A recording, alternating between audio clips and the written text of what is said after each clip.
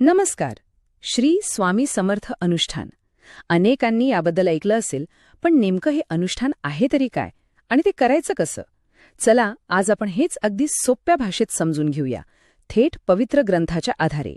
तर मग सुरुवात करूया स्वामींच्या या पवित्र नावाने. हा फक्त एक मंत्र नाहीये, तर भक्तांसाठी एक प्रचंड मोठी शक्ती आणि आशेचा किरण आहे. ह्या संपूर्ण मार्गदर्शनामध्ये आपण काय काय पाहणार आहोत? तर सगळ्यात आधी अनुष्ठान म्हणजे काय हे समजून घेऊ. मग त्याची सुरुवात कशी करायची, सेवेचे 2 मार्ग कोणते आहेत, त्या दरम्यान कोणते नियम पाळायचे, आणि हो, सगळ्यात शेवटी या विधीची समाप्ती कशी करायची हे सगळं आपण पाहणार आहोत.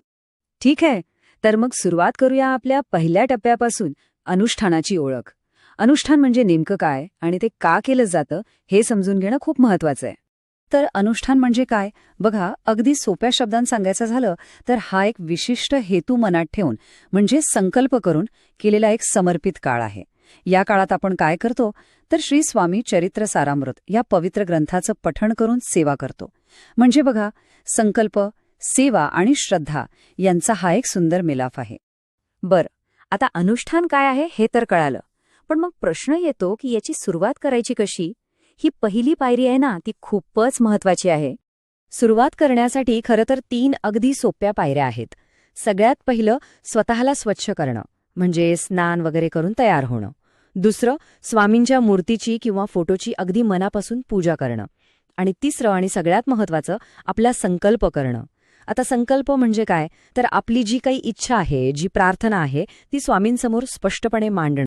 आणि हो, एक महत्वाची गोष्ट, अनेक जण हे अनुष्ठान गुरुवारपासून सुरू करतात.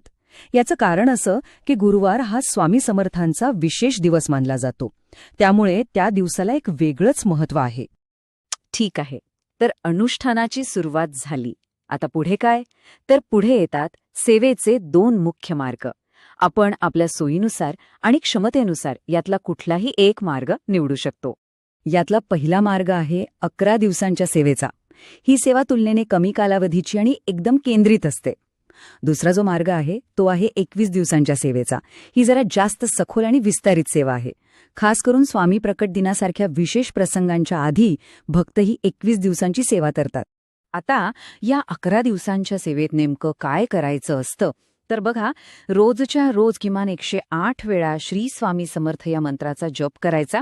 त्यासाठी जपमाळेचा वापर करायचा आणि श्री स्वामी चरित्र सारामृत हा जो ग्रंथ आहे तो या 11 दिवसात पूर्ण वाचायचा, असं नियोजन करायचं.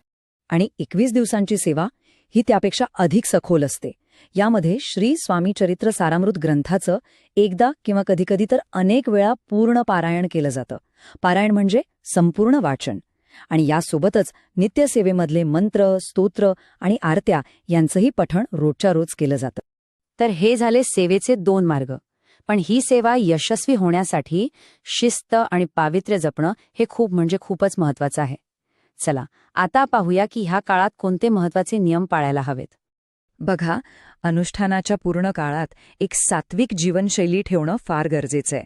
याचा अर्थ काय तर मांसाहार आणि कोणत्याही प्रकारची व्यसनं यापासून पूर्णपणे लांब राहायचं. आणि शक्य असेल तर ब्रह्मचर्य पाळणं हे सुद्धा या साधनेचा एक महत्वाचा भाग मानला जातो. हे नियम फक्त शरीराच्या शुद्धतेसाठी नाहीत हा, तर यामुळे आपलं मन आणि आपली आध्यात्मिक ऊर्जा एका ठिकाणी केंद्रित व्हायला मदत होते आणि साधनेचा पावित्र्य टिकून राहतं.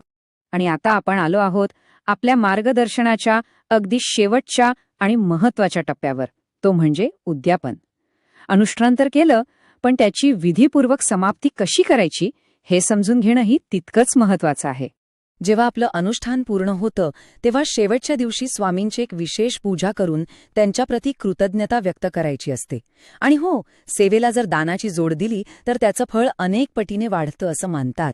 म्हणून जर शक्य असेल तर गरजू लोकांना अन्नदान नक्की करावं. असं म्हणतात की यामुळे अनुष्ठानाचं संपूर्ण फळ मिळतं आणि आपल्या सेवेची एक सुंदर समाप्ती होते. तर हे होतं श्री स्वामी समर्थ अनुष्ठानाबद्दलचं मार्गदर्शन.